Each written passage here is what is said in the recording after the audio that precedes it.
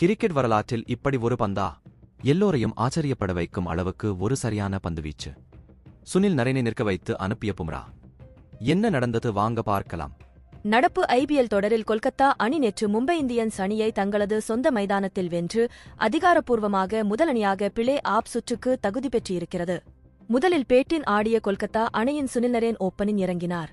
இந்த போட்டியில் பும்ரா வீசிய இரண்டாவது ஓவரின் முதல் பந்தை சந்திக்க சுனில் நரேன் வந்தார். அவர் முங்காலை விலக்கி வைத்து பந்தை அடிப்பதை வழக்கமாக வைத்திருக்கிறார். இதற்காக எல்லோரும் பந்தை வெளியில் யார்க்கராக வீசுவதற்கு முயற்சி செய்கிறார்கள். இதை ஆர்சிபி அணி முதலில் இந்த ஐபிஎல் தொடரில் ஆரம்பித்தது.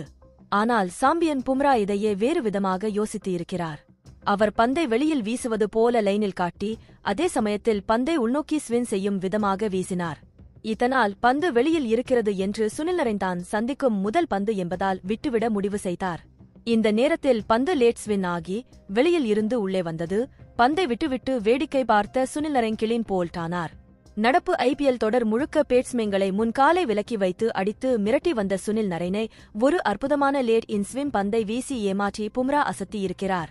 நிச்சயம் இந்த பந்து கிரிக்கெட் வரலாற்றில் சிறந்த பந்துகளில் ஒன்றாக பதிவாகும் என்பதில் சந்தேகம் கிடையாது. கிரிக்கெட் செய்திகளை உடனுக்குடன் அறிந்து கொள்ள நியூஸ் கிரிக் சேனலை சப்ஸ்கிரைப் செய்து பாருங்கள்.